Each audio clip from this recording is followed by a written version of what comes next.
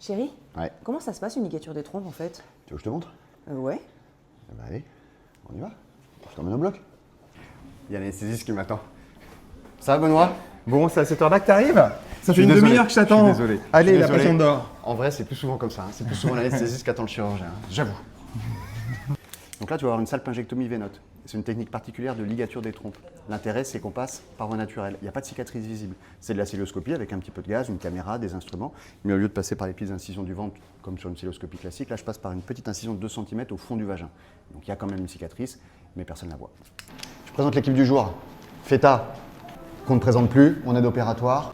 Mon rôle, c'est préparer le matériel, installer la patiente et ensuite aider Olivier pendant l'intervention. Elodie, infirmière circulante du jour.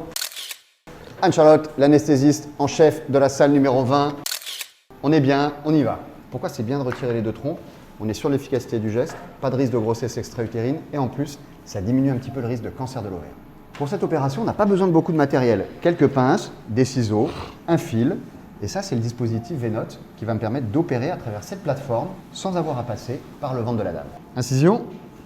Donc au départ, on crée l'ouverture au niveau du fond vaginal pour pouvoir mettre en place le dispositif. Je mets mon écarteur. Elodie, est-ce que vous pouvez envoyer le gaz? Dans un ventre, il n'y a pas de place. Donc on est obligé de créer un espace pour pouvoir opérer et pour ça on utilise du gaz. Donc le bruit que vous entendez là,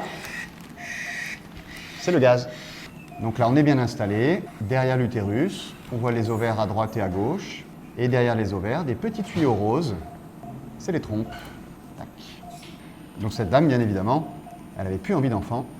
Elle avait un stérilet qu'elle supportait pas très bien puisqu'il lui donnait des règles hémorragiques. Donc c'est une opération qui est rapide.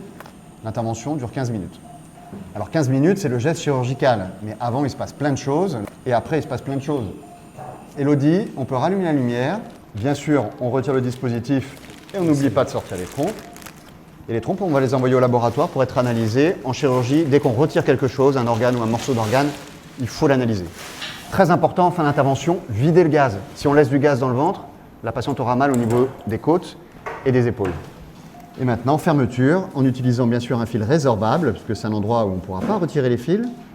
L'intervention est terminée, la patiente se réveille dans la salle de bloc opératoire, ensuite elle va aller dans la salle de réveil, puis dans le service d'ambulatoire où je passerai la voir vers 13 h, et elle pourra rentrer chez elle accompagnée, puisque comme elle a eu une anesthésie générale aujourd'hui, il faut que quelqu'un la ramène chez elle et qu'elle ne soit pas toute seule ce soir. La seule contrainte après cette opération, c'est à cause de cette petite cicatrice au niveau du fond vaginal, pendant 10 jours, pas de rapport sexuel par voie vaginale et pas de bain. Pour le reste, elle reprend sa vie normale dès demain.